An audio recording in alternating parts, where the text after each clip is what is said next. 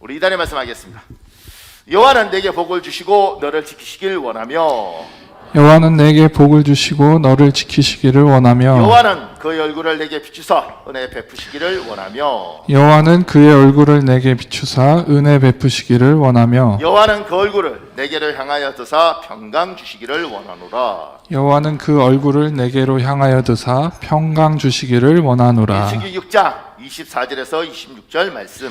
민수기 6장 24절에서 26절 말씀. 우리 기도하겠습니다. 성부, 성자, 성령 삼위 하나님, 성부, 성자, 성령 삼위 하나님, 하나님의 얼굴을 내게 비추사 은혜 베풀어 주옵소서. 하나님의 얼굴을 내게 비추사 은혜 베풀어 주옵소서. 하나님의 얼굴을 내 가족에게 향하여 드사 평강 주옵소서. 하나님의 얼굴을 내 가족에게 향하여 드사 평강 주옵소서. 한국교회와 대한민국에 복을 주시고 지켜 주옵소서. 한국 교회와 대한민국에 복을 주시고 지켜 주옵소서. 예수님의 이름으로 기도합니다. 예수님의 이름으로 기도합니다. 아멘. 아멘. 감사합니다. 하나님이 여러분의 기도 꼭 응답하여 주실 믿습니다. 고맙습니다. 제가 읽겠습니다. 마태복음 5장 14절. 너희는 세상의 빛이라. 이 말씀은 예수님이 다혈질의 베드로에게, 명예욕 때문에 예수님 좌우편에 앉아있는 야고보와 요한에게, 그리고 험막고 결점투성인 제자들에게 하신 말씀입니다. 예수님은 부족한 제자들에게 앞으로 잘 훈련받으면 빛이 될 것이라고 말씀하지 않았습니다. 너희는 세상의 빛이다. 현재입니다. 험많은 제자들에게 너는 험많고 결점투성임에도 불구하고 이 세상의 빛이다 라고 말씀하신 것입니다.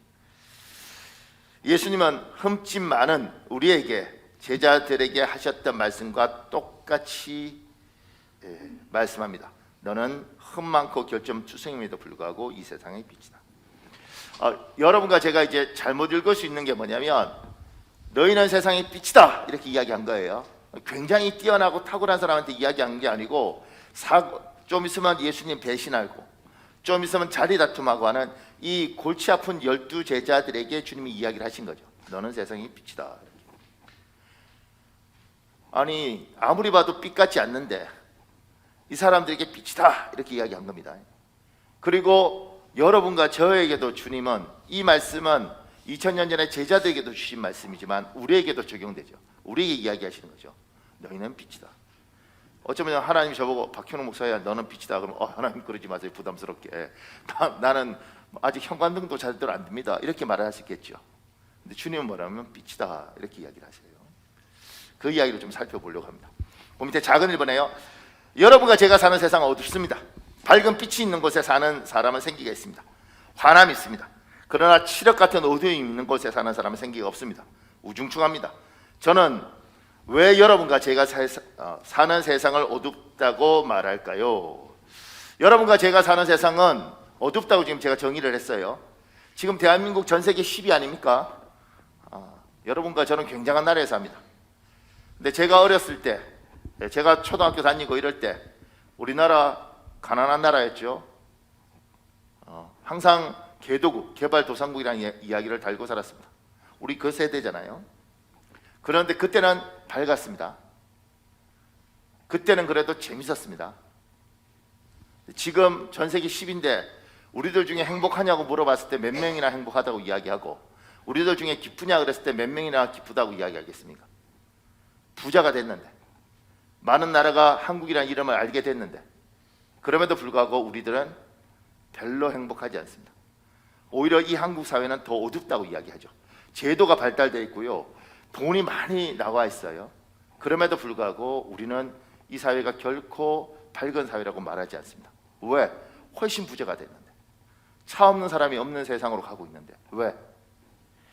그 밑에요, 동그라미 1번에요. 성경의 세계관에서 사람은 하나님의 형상입니다. 고대 제국은 황제의 동상을 지방 곳곳에 세우고 주민들에게 황제의 동상의 예를 갖추도록 했습니다. 형상은 동상보다 훨씬 깊은 의미를 내포하고 있습니다. 하나님이 존귀함을 받는 만큼 사람도 존귀함을 받습니다. 우리를 하나님 형상이라고 그러잖아요. 이거는 신학적으로 이마고 데이라는 굉장히 유명한 용어입니다. 여러분과 제가 하나님 형상이라고 할 때 그 이미지를 어떻게 생각해야 되냐면, 우리 인천에 가면 메가드 장군 동상이 있잖아요. 그 정도 수준이 아니고 옛날 왕이 있으면 그 왕이 동상을 세워둔 거죠. 지방에. 그 동상에 누가 침 뱉거나 욕하면 죽습니다. 왜냐, 왕과 동급으로 취급당하죠. 왕이 아님에도 불구하고. 황제가 전국 곳곳에 자기 흉상을 세웁니다. 거기에 다 예의 갖추고 조심해야 되죠. 거기에다가 누가 침이라도 뱉는 순간 그 집안 멸문당하는 겁니다. 왜냐하면 저건 황제를 상징하는 것이고 황제를 대리하는 것이에요. 황제가 높은 만큼 이 동상도 높죠. 우리 하나님이 존중을 받을 때 여러분에게 뭐라고 이야기하냐면 너는 하나님의 형상이라고 이야기하는 거예요. 동상보다 훨씬 높아요. 하나님의 모습이라고 이야기하는 겁니다. 여러분은 하나님이 높은 하나님을 닮은 하나님 형상이기 때문에 우리가 하나님께 지원받았다고 이야기하기 때문에 인간은 굉장히 존중받고 귀한 존재인 거예요. 이게 가치예요. 기독교인들은 지금 여러분과 제가 이 땅을 살면서 기독교인들은 사람을 귀하게 여겨야 된다고요. 사람이 귀한 존재입니다. 이거 잘못 생각하면 저는 지금도 제가 받은 아주 옛날에 좋은 교훈, 옛날에 이런 강대상 이걸 다 성물이라고 불렀잖아요, 그죠? 성물이라고 불렀을 때 제가 청년일 때 그 교회가 사당동에 있었는데 사당동에 한강이 범람한 적이 있거든요. 그래서 지하 예배당이었는데 지하 예배당이 물에 다 잠겼어요. 근데 거기에 성경책도 있고 강대상도 있고 가난한 지하 개척교회였으니까. 근데 목사님이 청년들한테 가서 강대상 꺼내오라는 거죠. 잘못하면 죽는데. 그래서 뭐라고 하냐면 성물이라는 거예요. 성물. 아직 이해 안 가십니까? 이거 꺼내기 위해서 하나님의 자녀인 나는 잘못하면 죽을 수 있어. 막 야단치면서 귀한 성물을 어떻게 이렇게, 이거하고 비교할 수 없는 귀한 존재가 사람이죠. 하나님을 믿든 안 믿든. 그래서 우리는 사람을 귀하게 여기고 사람을 소중하게 여기는 존재들입니다. 지금 우리가 그거 못 지키죠. 우리도 가치가 없다고 생각하니까. 그렇지 않습니다. 여러분 하나님의 형상이고 여러분 자체가 귀하고 믿음이 있든 믿음이 없든 사람 자체는 하나님의 형상이 귀한 겁니다. 그러니까 여러분이 지금부터 1000년, 2000년 전에 고대 로마 제국, 고대 중국 이런 데서 황제의 동상을 생각해 보면 이해할 수 있습니다. 그 동상 엄청납니다. 잘못하면 큰일 납니다. 여러분은 그런 존재인 거죠. 하나님의 형상. 근데 그 밑에요. 동그라미 이번에요. 우리가 사는 사회에서 우리에게 강요하는 세계관은 사람과 짐승을 구분하지 못하게 하는 세계관입니다. 지금 우리가 살고 있는 사회는 사람이 짐승보다 힘이 있기에 대우받을 뿐 사람 자체가 짐승보다 더 존귀하다는 것을 논리적으로 증명할 길이 없습니다. 이런 세상은 사람을 짐승처럼 취급하든 짐승을 사람처럼 취급하든 사실 아무런 문제가 되지 않습니다. 요 말이 뭐냐면 지금 여러분과 저는 하나님이 없는 교육을 받고 삽니다. 학교에서 진화론 가르치지 창조론 가르치는 거 아니잖아요. 그러니까 창조론이냐 진화론이냐 이랬을 때 우리는 창조론을 이야기합니다. 그런데 창조론을 이야기하면서 진화론에 관한 많은 이야기들이 다 무시하는 게 아니고 창조론을 이야기하고 그리고 진화에 대한 여러 의학적인 이야기들을 해요. 그러니까 뭐 무식하게 이렇게 주장하는 건 아니고. 근데 우리는 하나님이 일단 인간을 창조했다고 우리는 믿습니다. 그런데 하나님이 없어진 세상, 그냥 어떻게 해서 인간이 생겼어요? 어떻게 개가 생겼고 어떻게 해서 닭이 생겼어요? 개나 닭이나 소나 말이나 사람이나 다 똑같이 어떻게 생긴 동물이에요. 짐승이에요. 우리가 힘이 세서 저들을 지배해서 그러지 우리가 힘이 약하면 저들이 우리를 지배해도 상관없는 세상이에요. 사람이 사람을 특별한 존재로 귀한 존재로 우리가 아직 어떤 생각이 남아있어서 그러지 사람을 특별한 존재로 취급할 게 없는 거예요. 그래서 점점 더 심한 사회가 옵니다. 그래서 영국인가요? 영국에서는 그 우리나라 낙지 이렇게 탕탕이 해서 먹지 않습니까? 영국에서는 낙지를 죽일 때 제가 얼마 전에 기사를 정확히 못 읽었는데 그러더라고요. 낙지를 죽일 때 삶아서 이렇게 먹고 이러면 너무 강한 불에서 죽이고 이러면 안 되는 거예요. 낙지의 고통을 아는가 이렇게. 낙지가 아프다 이렇게. 우리 걔들 우리 탕탕이 하는 거 보면 우리 진짜 잔인한 민족인 거죠. 낙지의 인권, 낙지의 낙권, 하여튼간 얘의 어떤 그 가슴과 아픈 거, 그러니까 너나 나나 저거나 다 똑같은 거예요. 여러분 차가 소중하죠. 차를 아끼고 닦고 이럴 수 있어요. 근데 차하고 우리하고는 달라요. 이건 물건이라고. 귀하게 여길 뿐이고 우리가 아낄 뿐이지 이거는 물건이라. 낙지든 뭐든 생명이 있죠. 그럼에도 불구하고 그들은 우리하고 달라요. 근데 진화론으로 공부를 하다 보면 사람이 동물하고 똑같습니다. 공산주의가 얼마나 무섭냐면 사람을 물건 취급합니다. 그래서 진짜 이상한 짓을 할 수 있습니다. 공산주의는 인권이 없어요. 그 밑에요. 하나님이 존재하지 않는다고 믿는 곳에서 인간은 자기 주장을 한계선 없이 펼 수 있습니다. 사람과 짐승을 차별하지 않는 세상에서 인간은 자기 욕망을 한계선 없이 드러낼 수 있습니다. 하나님을 두려워하지 않는 인간은 자기 욕망을 실현하기 위해 철저히 상대방을 무너뜨릴 수 있습니다. 하나님을 두려워하지 않는 인간은 자기 자신의 복수를 위해 다른 인간의 삼족을 멸할 수도 있습니다. 아니 구족을 멸할 수도 있습니다. 하나님이 없지 않습니까? 사람이 존중받아야 될 이유가 없습니다. 똑같은 짐승인 거죠. 그 가운데 내가 힘이 있어요. 하나님이 없으니까 하나님을 두려워하지도 않아요. 네가 내한테 이랬어? 내가 너 가만두나 봐. 너 우리 아들 건드렸어? 삼족을 멸해. 분이 안 풀려. 구족을 멸해. 삼족을 멸하고 구족을 멸한다는 말은 굉장히 잔인합니다.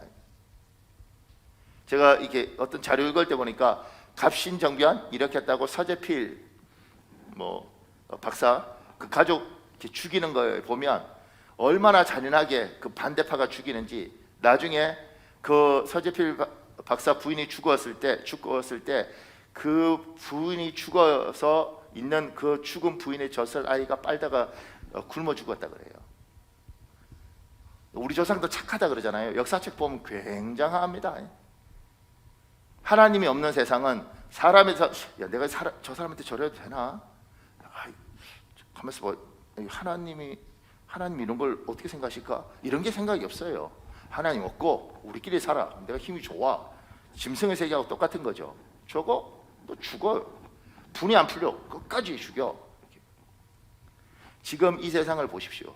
하나님이 없는 세상으로 여러분과 저는 가고 있고, 하나님 없는 세상에 사람이 사람에게 얼마나 잔인한 짓들을 하고 얼마나 하늘을 두려워하지 않고 사는 세상인지. 그래서 사람과 사람과의 관계에서 어떻게 인간이 저럴 수 있지? 그렇게 해요.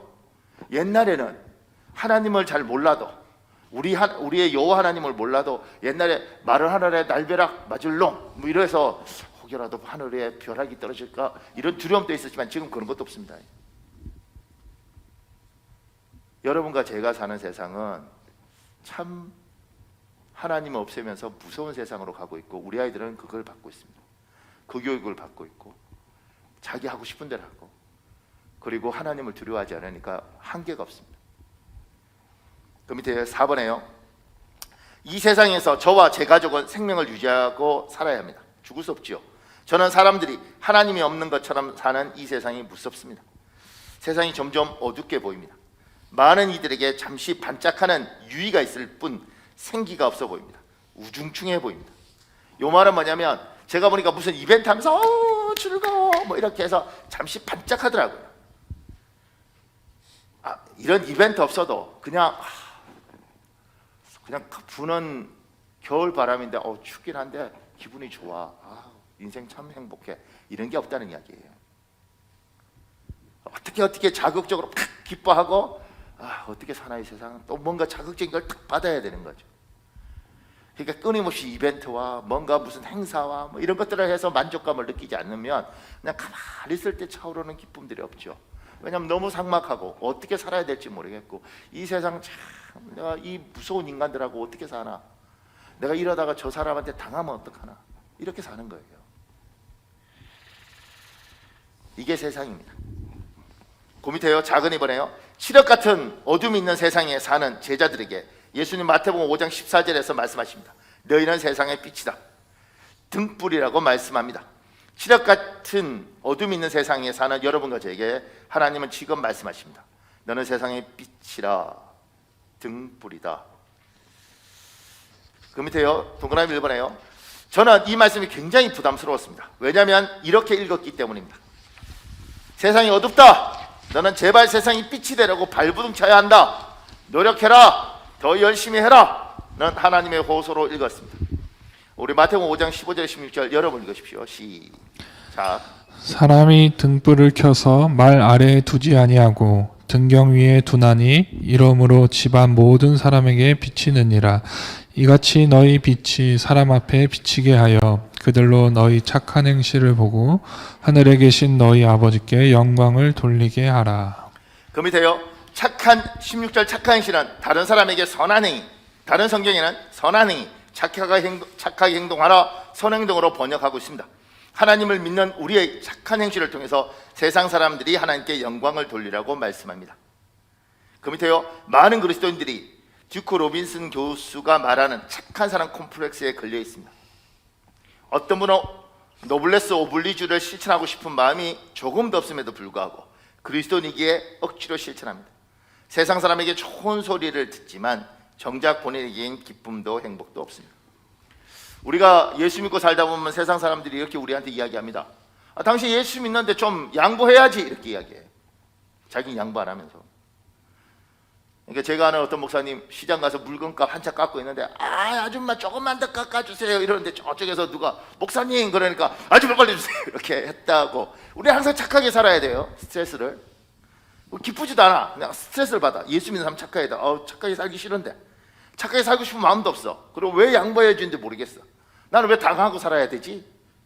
나는 근데 지금 오늘 성경이 너 빛이야? 빛이 되려고 발부둥을 쳐야 돼. 착하게 행동해야 돼. 착한 행동 안 하면 난리나. 하나님 싫어하잖아. 영광 돌려야 돼. 그러니까 무조건 착해야 돼. 이렇게 우리가 이야기하니 예수 믿고 싶겠냐고. 예수 믿는 순간 막바로 을이 되는데 을로 살고 싶으냐고. 우리 교회 재밌습니다. 우리 교회 저 지하 주차장은 원래 우리는 주차장을 다 오픈하다가 지금은 막았잖아요. 그러면 저 사연도 10년이 넘게 누군가 욕할 거예요. 지나가면서 교회가 좀 막아뒀다고. 우리가 10년이 넘게 오픈 다 하고 살았습니다. 어떤 데는 빼주지도 않아요. 더 웃긴 건 밤에 넣어놓고 우리 교회 단체로 어디 여행 갔을 때 12시쯤인가 그 사람 일어나서 우리 주차장에서 그 앞에 우리 단체로 여행 가니까 차 돼 있잖아요. 우리 전화해서 차 빼달라고. 자기 나가야 된다고. 그래서 우리 집사님 그때 어디죠? 충청도 어디 서산인가 뭐 갔을 때 보험사인가 뭐 거기 전화해 갖고 그래서 빼고 해서 그 차 빼줬어요. 그렇게 빼줬으면 고맙다고 뭘 하나 가져오길 하나. 오히려 나중에 뭐라 그러면 교회는 무조건 착해야 된다고 이렇게 이야기하죠. 우리는 그렇게 예수 믿는 순간 어리되고 세상 사람들이 울고 너는 왜 안 착해? 넌 착해야지. 그리고 너희가 손해봐야지. 너 예수 믿잖아. 우리에게 이걸 요구를 해요. 우리는 착한 행실을 하나님께 영광을 돌리라고 하니까 이게 스트레스를 받아. 너희는 빛이니까 무조건 착하게 살아야 돼. 우리는 이렇게 스트레스를 받죠. 그 밑에요. 어떤 그리스도인은 착한 행실로 살고 싶은데 어렸을 때 받았던 치유되지 않은 상처 때문에 무의식적으로 돌출 행동을 합니다. 저런 사람이 무슨 그리스도인이냐, 저 사람 때문에 교회 안 다녀 라는 소리가 나오게 만드는 사람이 있습니다. 아무리 보아도 그 사람은 빛이 아닌 것 같습니다.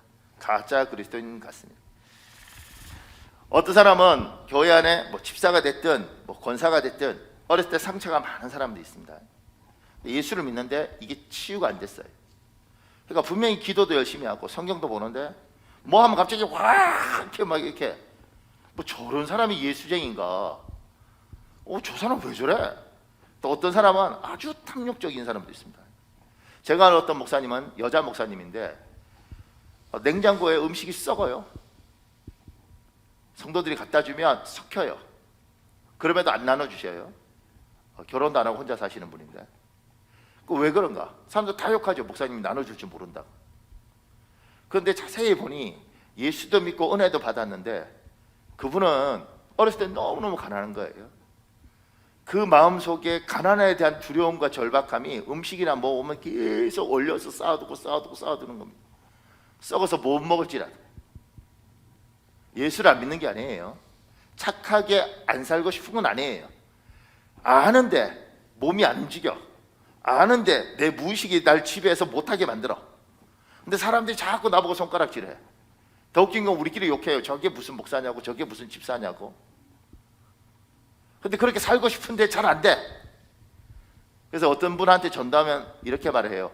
제가요 예수 믿을 생각인데 잘 정리하고 착하게 살 결심하고 오겠습니다. 이래.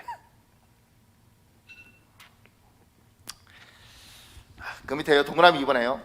너희는 세상의 빛이라는 여러분과 저희 너희는 세상의 빛이다는 여러분과 저희 행동 양식에 관한 말씀이 아닙니다.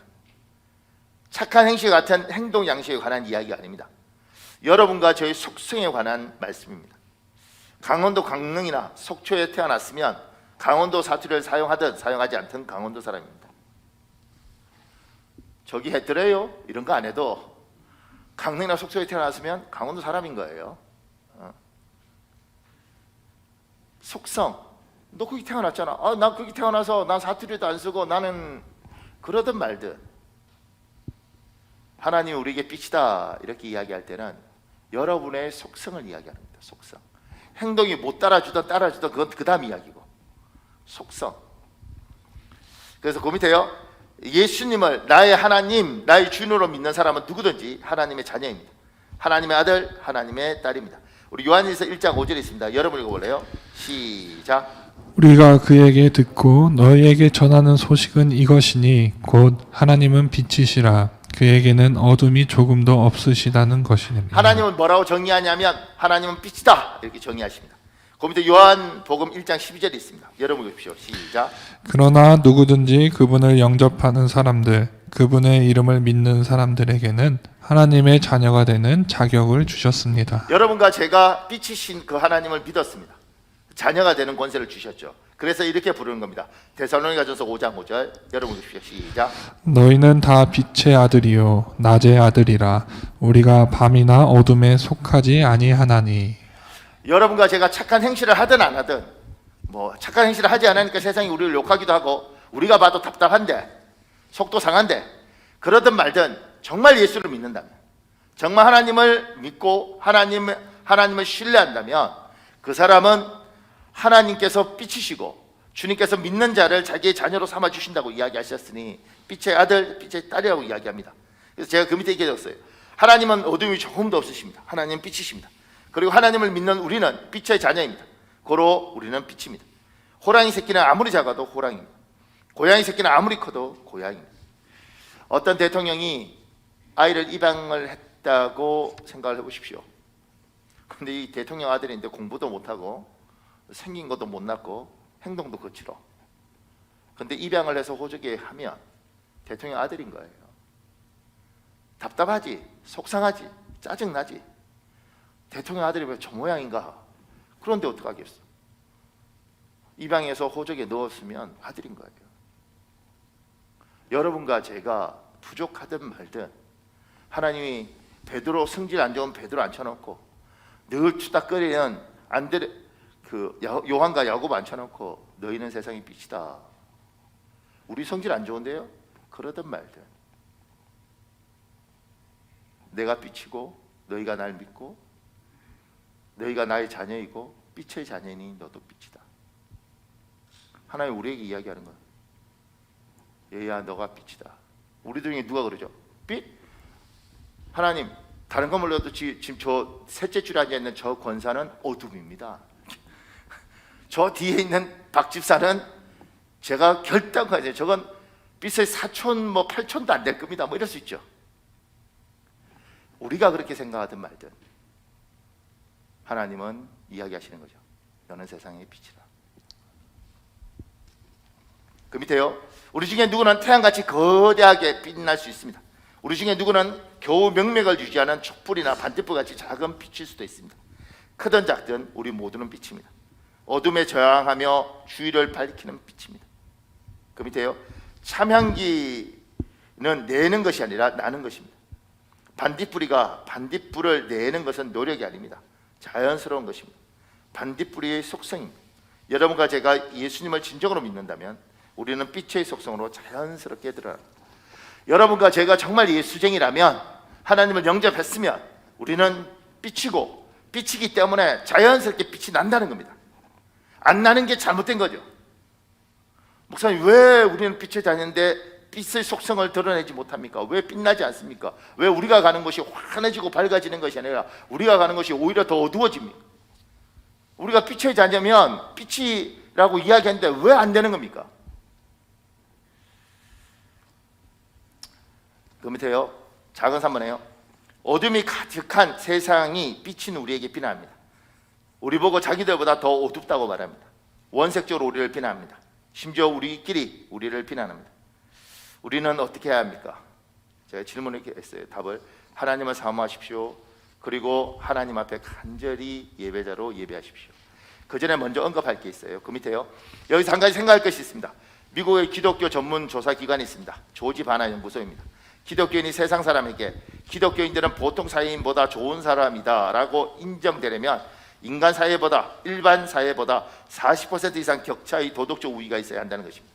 100명 중에 신호등을 지키는 일반 사회인이 30명이면 기독교인은 70명인데 기독교인이 좋은 사람이라는 평가를 받는다는 것입니다. 세상이 우리를 비난하잖아요. 예수 믿는 사람들이 뭐 저러냐고. 제가 장난컨대 세상보다 훨씬 나아요. 근데 문제가 있어요. 세상 사람들이 인정 안 해요. 더 웃긴 건 우리들끼리도 인정 안 해요. 왜냐하면 우리 교회에서 상처받잖아요. 우리 교회는 저 사람 때문에 교회 다니기 싫다, 저 사람 때문에 내가 예수 믿기 싫다, 뭐 이런 생각 드는 사람도 있잖아요. 물론 우리 교회 말고 저쪽 교회. 근데 왜 그럴까? 이렇게 했을 때 이제 이 조지 바나 연구소에서 하는 이야기는 그 이야기인 거예요. 세상 사람들하고 이렇게 조사해 보니까 저쪽 세상 사람들은 한 30% 신호등을 지키면 우리는 40% 정도 지키더라는 거죠. 100명 중에. 여긴 100명 중에 30%고 우리는 100명 중에 40%니까 신호등을 비교해 보니까 10%를 우리가 10% 더 지키는데도 불구하고 별 차이가 안 나는 거예요. 30%나 40%나. 이걸 인정받으려면 40%. 그러니까 여기에 30명 지키면 우리는 70명이 지켜야 할 때 다른데 이렇게 인정을 받는다는 거예요. 지금 옛날에는 이 격차가 많이 났습니다. 왜냐하면 교회 다니는 사람들은 정말 술도 안 먹고 담배도 안 폈죠. 옛날에는 서리 집사 줄 때도 그냥 주는 게 아니지 않습니까? 안수 집사는 정말 어려웠지 않습니까? 장로님들은 정말 뭐 인격적으로 성품적으로 그래서 누구 장로 딸이다 장로 아들이다 이러면 목사님 아들하고 또 다른 차원의 아주 좋은 모델로 우리가 받아들였지 않습니까? 그랬던 시절이 대한민국에 있었죠. 지금 이제 그거 거의 다 깨져버렸단 말입니다. 우리끼리 좀 남아있지만 우리도 알지 않습니까? 그 직분을 받았다고 해서 성품이 그런 것이 아니라는 거. 전에는 달랐죠. 사람들이 달랐습니다. 제가 어렸을 때 교회 다니는 사람을 봤을 때 그 사람들은 달랐습니다. 그 사람도 술 안 먹었고 술 먹고 뭐 하면 교회에서 예배 못 나오게 했습니다. 그 사람들 문제 생기면 성찬할 때 성찬식 할 때 성찬 못하게 했습니다. 옛날에는 그렇게 엄격했고 그래서 세상과 우리가 차이가 나고 예수 믿는 사람은 달랐다고 생각한 거예요. 그런데 어느 순간인가 예수 믿고 복 받았다는 이야기를 들으면서 사람들이 교회에 몰려오기 시작을 했고 교회에서 몰려왔는데 그 몰려온 사람들을 성도는 구분이 원래 우리가 한단 말이에요. 성도와 그 다음에 믿음이 아직 없지만 성도가 될 사람 이렇게 구분했어요. 그래서 초대교회는 이걸 구분해서 몇 년을 했냐면 3년을 기다려요. 3년을 기다려보고 교회를 다니고 그때부터 정식 예수 믿는 사람을 인정을 해줬단 말이에요. 지금은 누구든지 카드를 쓰고 들어오면 교인이잖아요.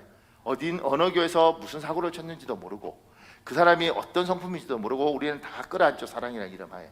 그래서 교회 안에서 상처를 많이 받아요. 왜냐하면 장로님이라고 그러고 권사님이라고 그러고 뭐 심지어 목사님이라고 그러는데 아니 말을 어떻게 저렇게 하고 사람 성품이 어떻게 저렇게 못났지?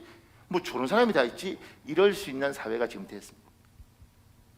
더 웃긴 건 전 중국에 있었지 않습니까? 중국에 공산당 목사님들 3자교회 이제 그 목사님들 우리 만나러 오죠. 만나러 오는 게 뭐냐면 용돈 얻으러 오셔요. 심지어 우리하고 술 한잔 하자 그래요. 근데 우리는 안 먹지 않습니까? 그분들 목사님이에요. 하나님 믿는다고 말하는데 도저히 우리가 이해가 가지 않아요. 왜냐하면 공산당이기 때문에.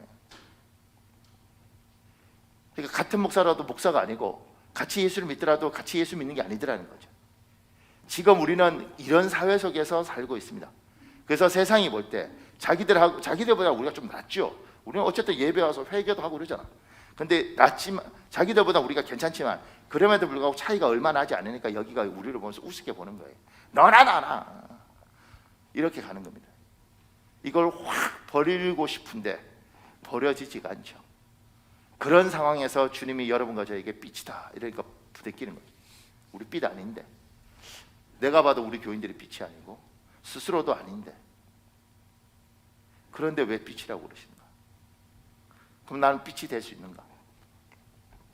근데 어떻게 해야 될까요? 제가 이렇게 했죠. 하나님을 사모하십시오. 그리고 하나님 앞에 간절한 예배자로 예배하십시오.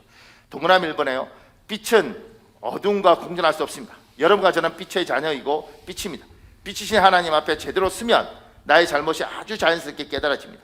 우리 속에 숨어있던 어둠에 대한 괴로움이 일어납니다. 이것이 회개입니다.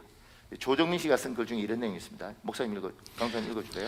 조정민의 예수님은 누구인가에서 나이 47에 이 빛을 보았습니다. 제 안에 이 빛이 임했습니다. 저는 이 빛이 임하기 전까지만 해도 제가 의로운 사람인 줄 알았습니다. 당시 제 눈에 정직하고 정의로운 사람은 아무도 없었으므로 비판의 칼날을 사방에 들이댔습니다. 문제는 중진 언론인인 저 자신에게 어두웠다는 것입니다. 나는 늘 옳고 정직하다고 생각했습니다. 입만 열면 판단했고 말만 하면 비판했습니다. 그러나 빛이 임하자 한순간에 사태가 역전됐습니다. 저야말로 죄인 중에 죄인이었습니다. 입만 열면 거짓말하던 것이 고스란히 보였습니다. 10계명 중에 단 한 계명도 제대로 지킨 적이 없다는 것을 깨달았습니다. 그런 기준 자체를 제게 들이댄 적이 없기 때문입니다. 아, 신앙은 내 안에 빛이 임하는 사건이구나. 신앙은 세상의 다른 어떤 사람을 바꾸려는 노력이 아니라 내가 먼저 바뀌겠다는 결단이고 의지구나. 빛에 임한 사람들이 있으므로 세상이 밝아지는 것, 세상의 혁명으로 바뀌는 것이 아닙니다. 빛이 임한 사람들로 인해 빛이 퍼져나갈 때 세상이 바뀝니다. 제가 오늘 여러분에게 하고 싶은 이야기는 너 빛이다, 빛이 돼야지, 뭐 해야지 이렇게 할 필요 없다는 거예요. 제가 보면 교회에서 너무 열심히고 막 이렇게 하면 내가 힘들게 하는데 어느 순간에 이런 걸 저는 보게 되더라고요. 내가 힘들게 새벽 기도를 해요. 근데 난 안수집사야. 근데 저쪽 안수집사는 새벽 기도를 안 해. 그러면 내가 기쁜 게 아니라 전화합니다. 안수집사쯤 됐는데 왜 새벽 기도를 안 와? 안수집사는 그런 거 아니야. 계속 안수집사 할지 한번 생각해봐. 이렇게. 왜냐면 내가 힘들게 예배 나오는데 괘씸한 거야. 저게.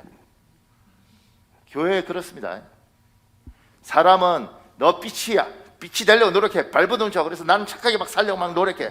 근데 저것들 안 살아. 같은 예수님인데. 하나님 쟤는 안 사는데 왜 나는 살아야 됩니까? 진짜 싫어. 이렇게 가는 거예요. 우리는 강요하고 요구하고 명령하고 야단쳐서 만들어가면 인간은 반드시 반발하거나 자기 고생한 만큼 다른 사람에게 고생하는 다른 사람에게 질투감이든 성질되든 됩니다. 하나님 우리에게 이렇게 이야기해요. 너 빛이다. 넌 존재 자체가 빛이다. 빛인 너가 내 빛인 하나님 앞에 오는 순간 빛과 빛이 만나죠. 저 강렬한 하나님께서 우리를 만나주시는 순간 내 안에 숨어있던 제대로 빛으로 구실하지 못하는 나를 제대로 빛처럼 살지 못하게 만드는 어두움들이 쫙 드러나는 겁니다. 그래서 회개가 되는 거죠. 집에서 애하고 한판 하고 왔는데 예배당에 와서 하나님 앞에 무릎 꿇고 정말 간절히 예배할 때 마음에서 쫙 들어오면서 하나님 또 내가 내 성질을 못 이겼군요. 하나님 나는 왜 이것밖에 안 될까요? 하나님의 놀라운 하나의 빛인 하나님 앞에 서는 순간 내 안에 있는 어둠들이 다 드러나고 이것들이 떠나갈 때 내가 빛이 되는 겁니다. 하나님 앞에 제대로 예배하는 순간 그분을 제대로 만나는 순간 사람이 변하는 거예요. 그리고 회개가 되는 겁니다. 지금 한국 교회가 2년 동안 코로나 때문에 예배 제대로 안 되잖아요. 여러분은 다르지만 백신 뭐 이런 것 때문에 집에서 예배 드리고 뭐 이렇게 하지 않습니까? 근데 지금 예배 안 된다고요. 제대로 예배가 되겠냐고요. 그러니까 영상으로 예배 드릴 때 간절한 사람도 있죠. 근데 대부분은 산만해진다고.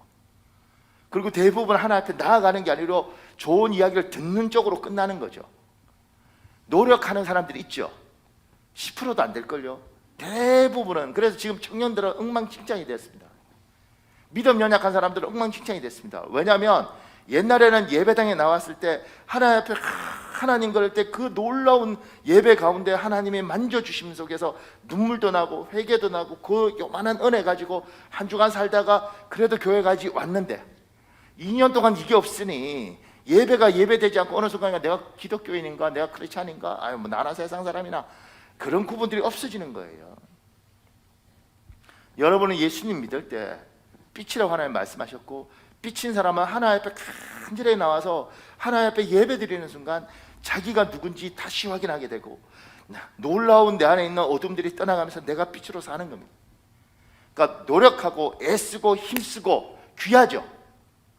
그런데 노력하고 애쓰고 힘쓰고 내 힘으로 하고 나면 내 의가 붙는 게 인간이라서 내 힘으로 하는 것이 아니라 여러분이 정말 해야 될 건 하나님 앞에 정말 간절한 마음으로, 하나님 당신을 만나고 싶습니다. 당신을 내가 하나님 경험하기를 원합니다. 그리고 하나님 앞에 쓰면 저 놀라운 빛 때문에 내 안에 있는 어둠들이 떠나간다고요. 예배를 예배답게 하고 예배 속에서 하나님을 만나야 되는 거예요. 그러면 회개가 됩니다. 이거 놀랍습니다. 하나님의 성령께서 살아계셔서 우리 마음을 그렇게 만지시는 거죠. 그래서 애한테 막 구박을 했는데, 난 논리적으로 맞아, 내가 고생해서 너 키웠고 그 다음에 이만큼 투자했으면 네가 결과물을 내야지, 그렇게 하면 돼? 답답해서 막 했어. 그런데 논리적으로 아무리 해도 문제가 없는데 하나님 앞에 섰을 때 하나님께서 야, 너 왜 그러니? 하나님 뭐요? 야, 내가 너도 품어줬는데 왜 너는 너 아들을 못 품어주니? 얘야, 나는 너를 기다려줬는데 너는 왜 네 아들을 못 기다려주니? 애야, 볼품없는 너도 내가 이만큼 했는데 왜 귀한 네 아들은 내가 품어주면 너보다 더 잘 될 거라는 왜 믿음을 못 가지니?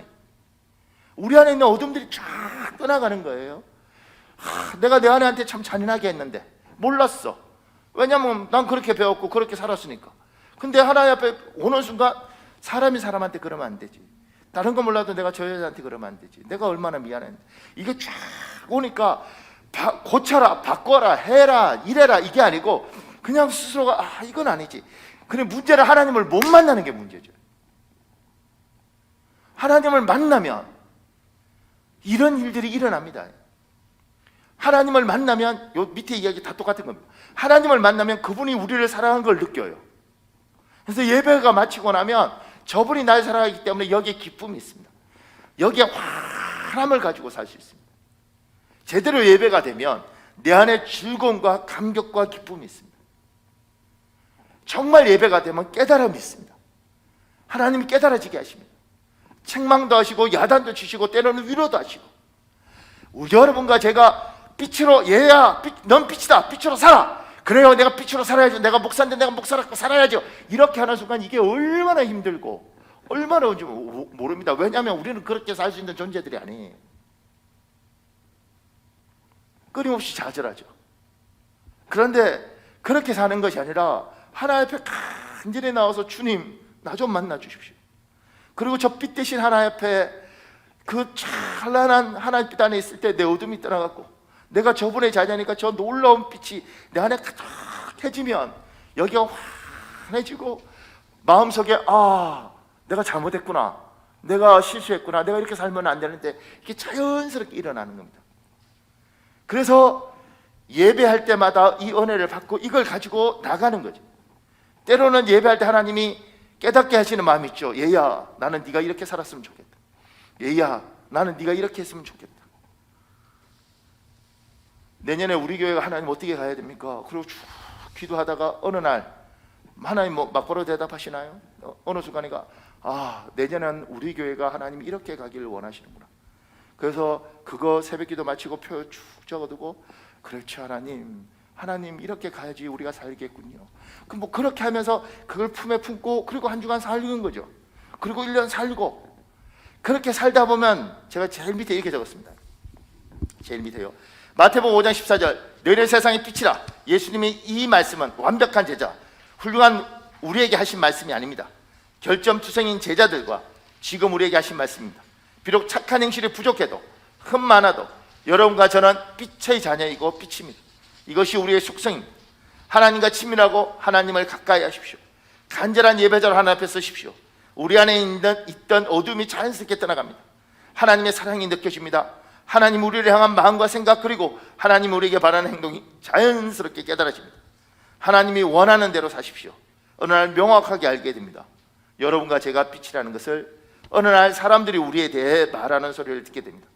여러분과 제가 있기에 어두운 것이 많이 밝아졌다는 것을, 여러분이 그렇게 기도하고 은혜 받고 하나님께서 주시는 마음대로, 때로는 아이에 대한 마음은 아이에 대한 마음대로, 남편이나 아내에 대한 마음은 아내에 대한 마음으로, 교회에 대한 마음, 그렇게 살다 보면 하루하루 그냥 그렇게 사는 거예요. 은혜 받고 그 은혜 속에. 그럼 어느 순간인가 나는 내가 빛인지 아닌지도 모르고 살았는데 옆에서 이렇게 이야기해요. 집사님하고 있으면 참 좋습니다. 내가 너무너무 우울할 때 집사님을 만나고 나면 여기가 확 뚫리는 것 같고, 대화하고 나면 너무 내가 행복합니다.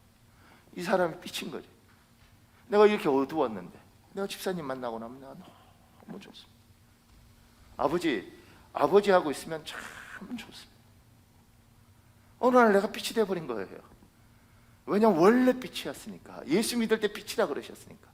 그러면 그 하나님께서 원래 나에게 이야기하셨던 대로 하나님을 가까이 하면, 늘 가까이 하고 그 받은 은혜대로 그냥 살면 자연스럽게 이루어지는데, 이 은혜를 못 받으니, 이 은혜를 예배 시간에 잠깐 받아도 하나님 주신 이 마음을 못 지키니, 그래 다시 어두워지는 겁니다.